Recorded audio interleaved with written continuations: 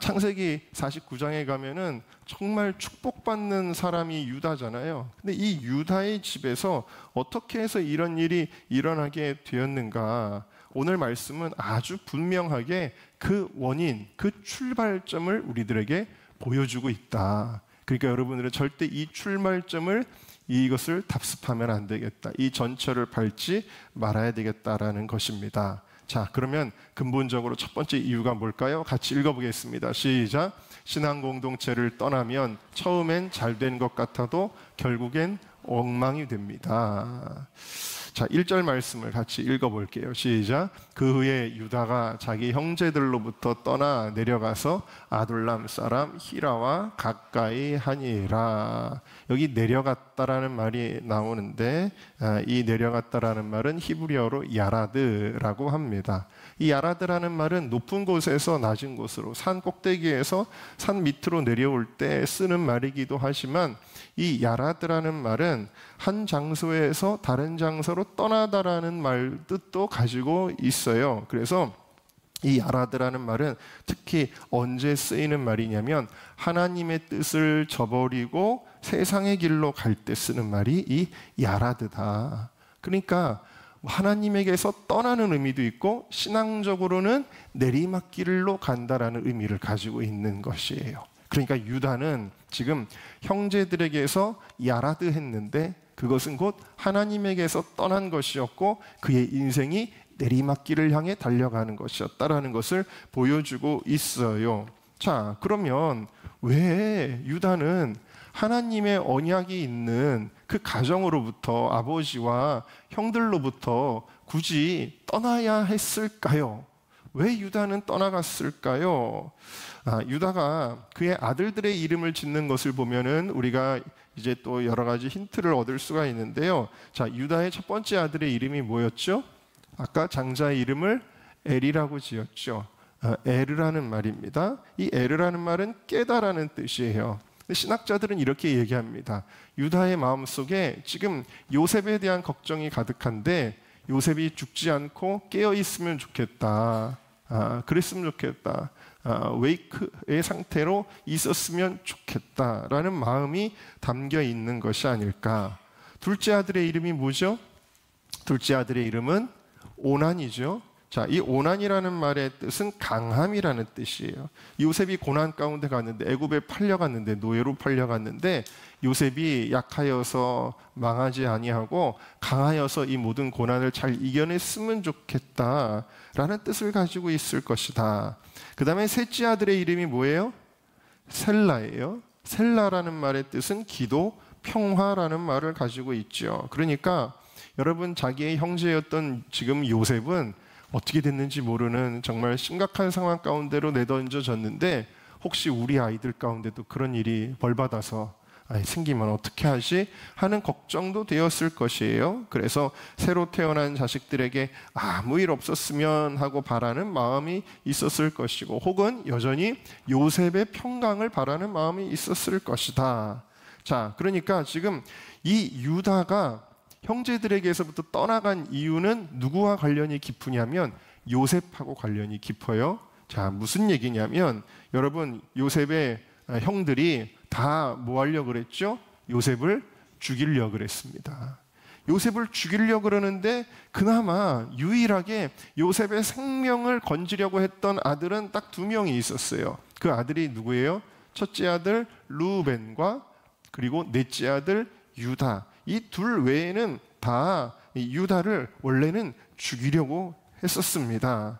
자, 유다는 바로 이것을 기억하는 거예요. 그나마 요셉을 그래도 불쌍히 여기고 요셉을 죽이면 안 된다는 생각을 가지고 있었던 이 유다는 어떻게 형제를 죽일 수 있단 말인가? 아무리 마음에 안 들고 아무리 시기 질투가 나도 어떻게 형제를 죽일 수 있단 말인가? 그러니까 이건 뭐예요? 위에 있는 형들이나 밑에 있는 동생들에 대하여 유다가 굉장히 어떤 마음을 가진 거예요? 실망하는 거예요. 굉장히 실망했다라는 것입니다. 그러니까 신앙 공동체를 떠나는 이유 중에 대표적인 것이 무엇이냐? 실망이라는 거죠. 실망해서 떠난다라는 것입니다. 유다는 그렇게 실망해서 누구한테로 갔다 그랬어요? 아둘람 사람 히라와 가까이 지내고, 이 얘기는 뭐냐면은 이 유다는 가나안 사람들과 이제 가까이 지내요. 가나안 사람들은 하나님의 언약이 없는 백성들인데도 불구하고 그 선택을 하는데, 아마 유다는 이런 생각을 했을 수 있어요. 차라리 가나안 사람들이 우리 가족들보다 더 낫네 라고 생각을 했던 것 같아요.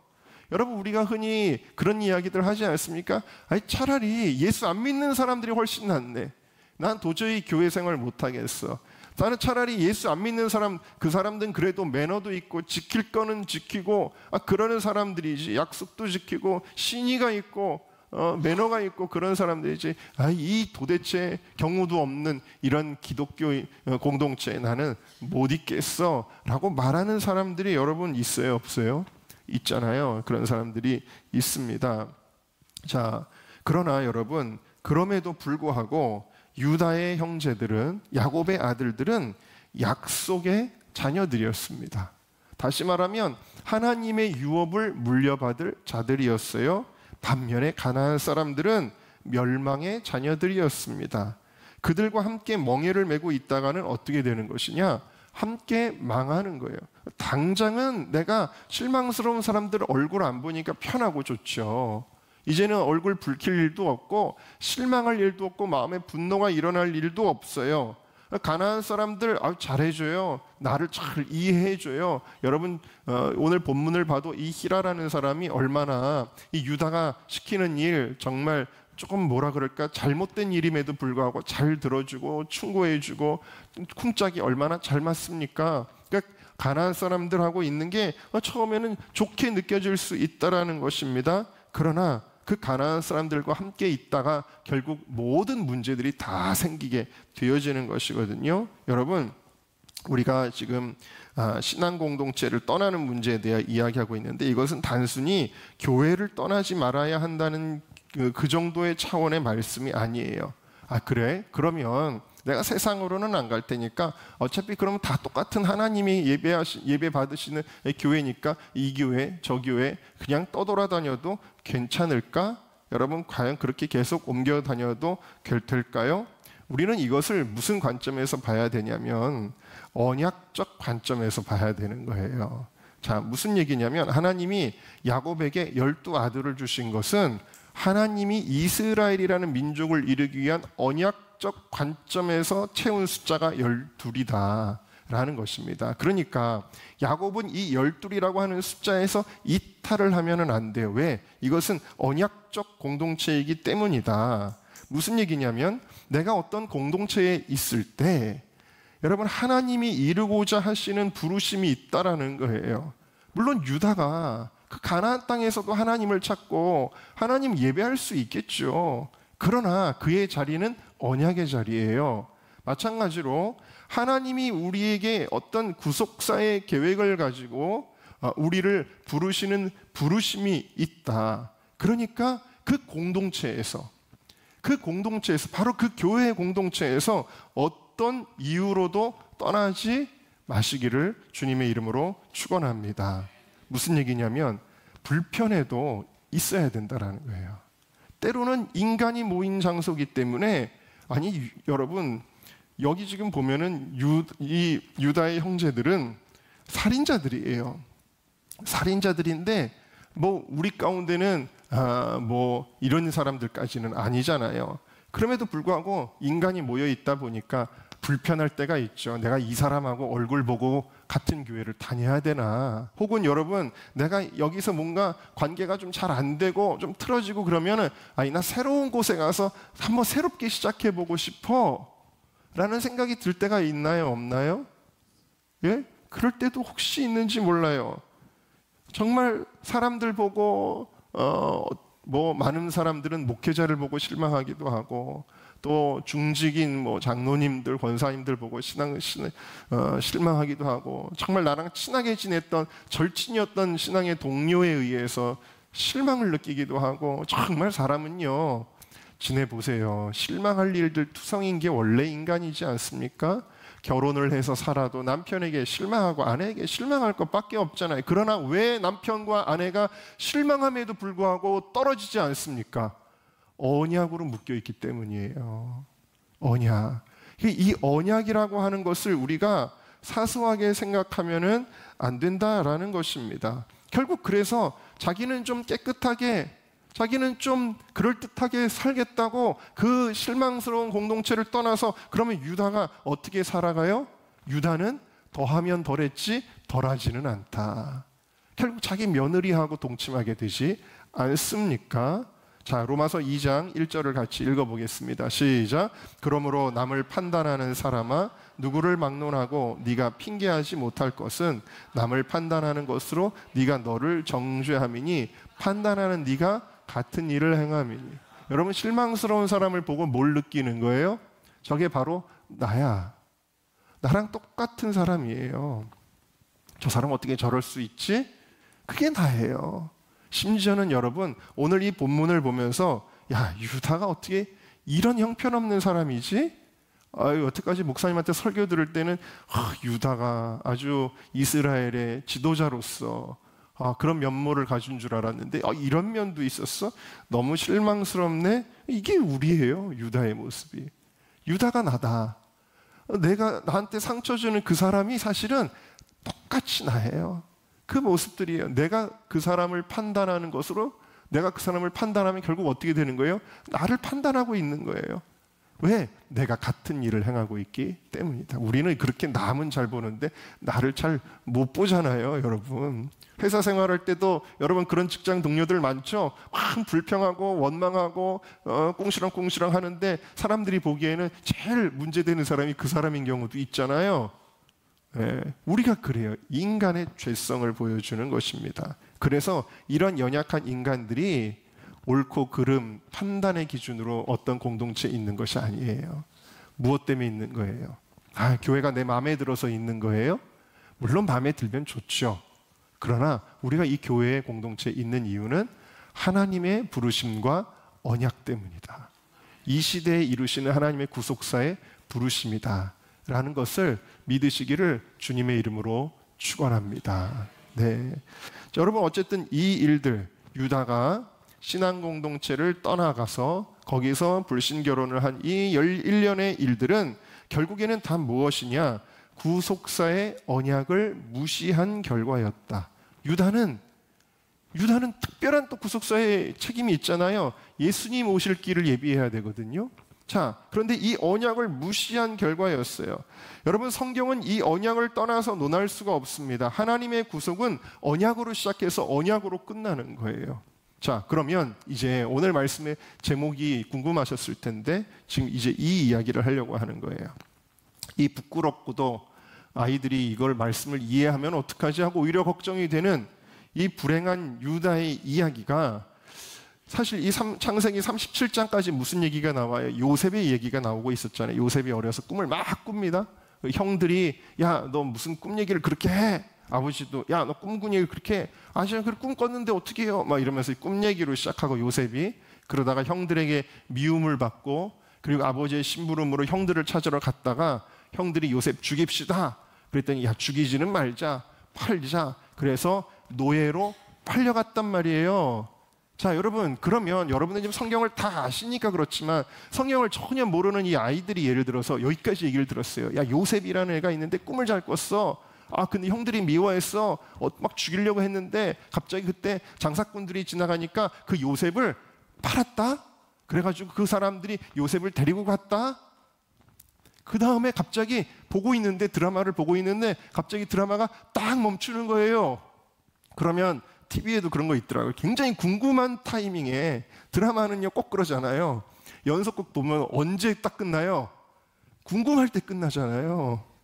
오늘 이 말씀, 하나님이 그 모든 드라마 작가들의 어떻게 보면 샘플이 되는 거거든요. 제일 궁금할 때 갑자기 얘기를 뚝 끊어버렸어요.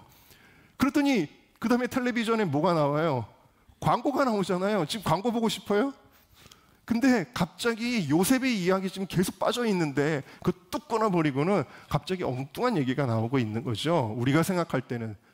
그리고 요거 끝나면 다시 요셉 얘기 시작하거든요. 유다 얘기가 갑자기 왜 나왔냐? 그것도 아름다운 이야기도 아니고 희망적인 이야기도 아니고 뭔가 축복의 말씀도 아니고, 지금 보니까 유다라고 하는 사람이 결국에는 뭐예요? 며느리하고 간통해가지고 거기서 애들이 생겼다라는 얘기거든요. 도대체 이런 얘기가 여기 왜 끼어들어갔는가? 그 이유는 무엇인가? 그것도 역시 바로 구속사의 언약을 설명하기 위해서 이 얘기가 지금 끼어들어간 거예요. 아주 정확한 타이밍에 이 얘기가 끊고 들어간 거예요. 즉 하나님은 여러분 예수님이 오시기까지 복음의 통로로 이 시대에, 지금 이 이야기가 벌어지고 있는 이 시대에 특별히 누굴 선택하시고 사용하셨냐면 바로 요셉을 선택하셨거든요. 요셉의 이야기가 이제 중점적으로 나오게 될 수밖에 없는 거예요. 그런데 난데없이 요셉이 하나님께 선택받은 복음의 계보인데, 이 요셉이 난데없이 애굽으로 팔려가게 되잖아요. 자, 애굽으로 가야 했습니다. 자, 왜 요셉이 애굽으로 가야 됐을까요? 창세기 46장 3절 읽어봅시다. 시작. 하나님이 이르시되 나는 하나님이라 네 아버지의 하나님이니 애굽으로 내려가기를 두려워하지 말라. 내가 거기서 너로 큰 민족을 이루게 하리라. 이건 나중에 어떤 일이 생긴다는 걸 보여주냐면, 야곱이 자기 가족들, 자식들을 다 데리고 애굽으로 내려가는 일이 앞으로 생길 거라는 이야기예요. 자, 그러니까 갑자기 끼어든 게 아니라 왜 이스라엘이 애굽으로 가야 했는가를 보여주는 말씀이기도 하다. 창세기 12장 2절. 자, 구속사의 첫 번째 언약입니다. 읽어볼까요? 시작. 내가 너로 큰 민족을 이루고 내게 복을 주어 내 이름을 창대하게 하리니 너는, 이거 아브라함에게 주신 복인데요, 아브라함에게 첫 번째 주신 약속이 뭐예요? 큰 민족을 이루게 할 것이다. 근데 아브라함이 큰 민족을 이뤘어요? 아들이라고 하는 딸랑 이삭 하나를 낳았어요. 씨 하나만 주셨다는 이야기입니다. 그리고 이삭은 또 그러면 큰 민족을 이루었나요? 이삭은 겨우 야곱 하나를 얻었습니다. 에서는 반열에서 제외됐으니까요. 자, 씨 하나씩 주셨어요. 왜 이렇게 씨 하나씩 주셨다 그랬죠? 수요일날 강의 들으신 분들은 아시잖아요. 그 당시 가나안 땅이 너무나도 타락해 있었기 때문에 자식을 여러 명을 낳으면 관리가 안 된다. 그래서 큰 민족을 이루어야 되지만 지금은 그게 급한 게 아니고 거룩한 씨를 이어가는 게 중요하다. 그래서 아들 하나, 또 아들 하나, 이렇게 이어가는 거예요. 그 복음의 계보를 이어가는 거예요. 그러나 언제까지 그럴 수는 없잖아요.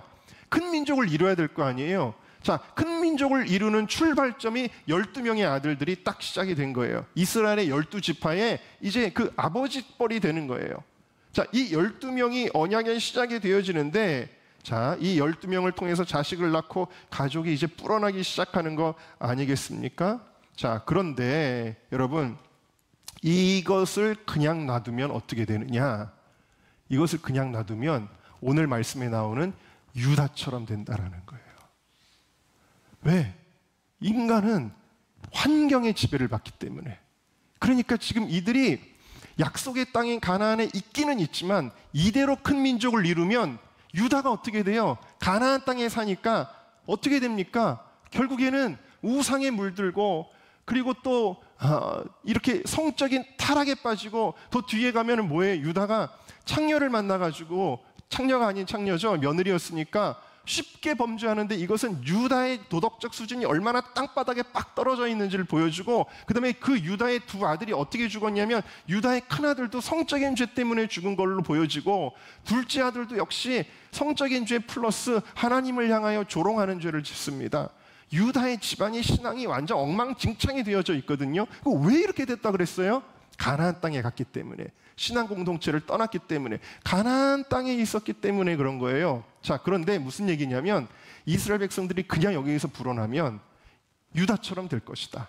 유다의 가정처럼 엉망진창이 돼서 구속사를 이룰 수가 없다. 그래서 어디로 보내시기로 한 거냐면 애굽으로 보내시기로 한 거예요. 그러니까 왜 애굽으로 보낼 수밖에 없는지, 그 죄의 영향력에 대해서 오늘 말씀이 설명하고 있는 것이죠. 그러면 애굽은 괜찮습니까? 애굽은 뭐 하나님 믿는 나라입니까? 아니죠. 그런데 애굽은 어떤 곳이었냐면, 애굽의 신은 태양신인데, 태양신의 질서를 따라 애굽 사람들은 뭘 해서 먹고 살았냐면 농사를 지어서 먹고 살았습니다.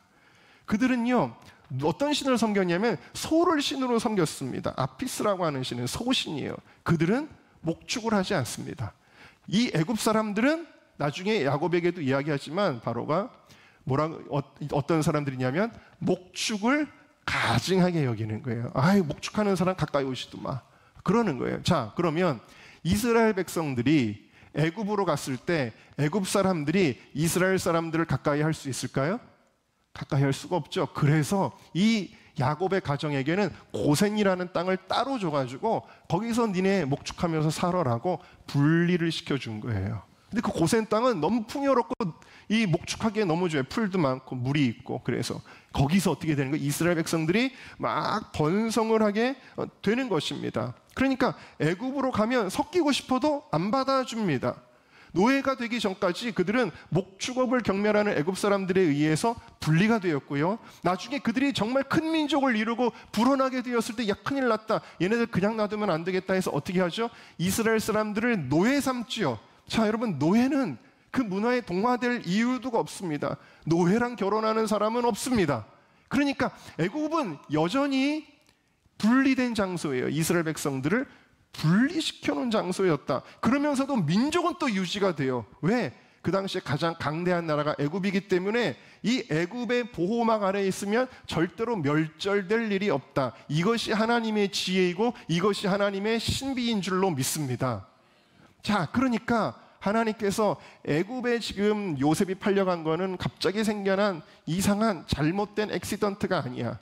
이것은 하나님의 구속사의 계획 아래 있는 것이고, 만약 이렇게 되지 않으면 어떻게 되느냐? 너희들이 애굽에 가지 않으면 오늘 말씀에 나오는 유다의 가정처럼 엉망진창이 될 것이다. 그러면 어떻게 되느냐? 심판받아서 이스라엘 백성은 큰 민족을 이루기는커녕 다 멸망하고 심판받을 것이다. 그래서 애굽으로 보낼 수밖에 없다라는 거예요. 그래서 결론은 뭐냐면요, 이겁니다. 애굽으로 가는 길이 고난인 것 같아도, 애굽으로 가는 길이 황당한 것 같아도, 애굽으로 가는 길이 억울한 것 같아도 바로 이러한 타락을 막고 죄에서 분리시키기 위한 하나님의 섭니다. 하나님의 배려다라는 것을 여러분들이 믿으시기를 주의 이름으로 축원합니다. 여러분의 인생에 마치 애굽의 노예로 팔려가는 것처럼, 하나님 왜 우리 집이 망했나요? 하나님 왜 우리 이 사업이 망했나요? 하나님 왜 이런 병에 걸렸나요? 왜 이런 원치 않는 일을 겪게 되었나요? 이런 사고가 생겨나게 되었나요? 때로는 우리는 이것이 그냥 억울하고 황당하고 슬프고 괴롭고 이렇게만 느낄지 모르지만, 때로는 그것이 우리로 하여금 죄에 빠지지 않게 하기 위해서, 우리를 거룩한 구속사의 섭리 가운데로 하나님이 인도하기 위해서 그런 것들을 허락하시는 경우가 얼마나 많이 있는지 모르는 것입니다.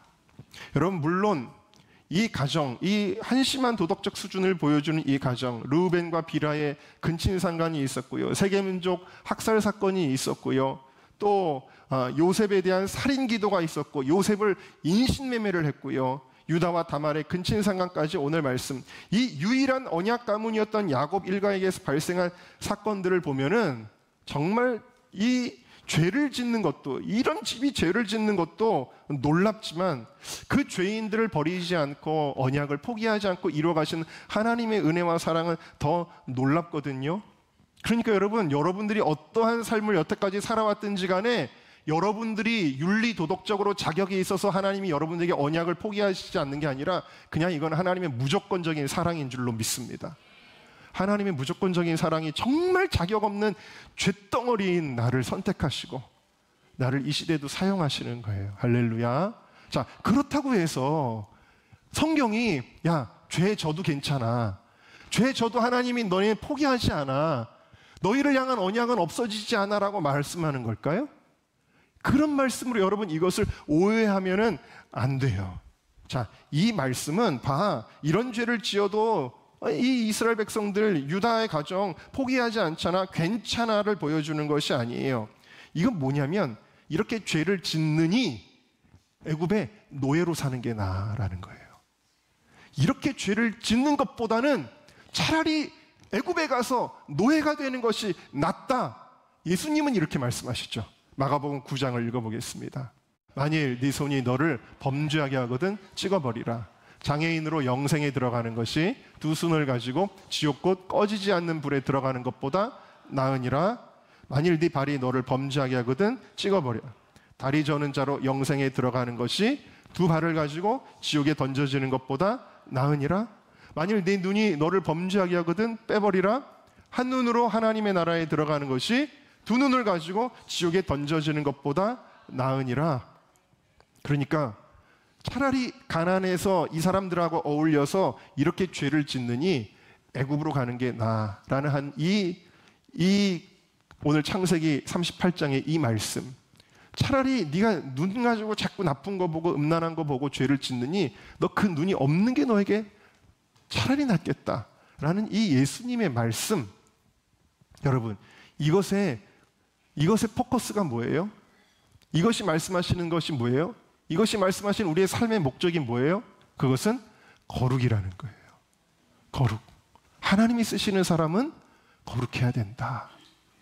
하나님의 자녀는 거룩해야 된다. 거룩이라는 말은 히브리어로 코데시라고 합니다. 코데시는 분리하다라는 뜻을 가지고 있어요. 여러분, 섞여 있으면 안 돼요.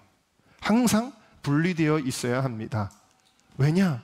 아까도 말씀드린 것처럼 인간은 그렇게 훌륭한 존재가 아니기 때문이에요. 섞여 있으면 우리는 물들게 되어져 있기 때문입니다.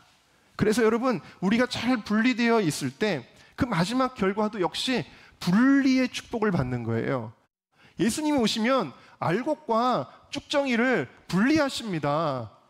여러분, 그때도 섞여 있을 거예요? 아니죠. 섞여 있는 그 사람들과 멍해를 같이 하게 되잖아요. 여러분, 지금 분리되어 있는 자가 마지막에 주님께로 분리되는 자가 되어진다라는 사실입니다. 할렐루야.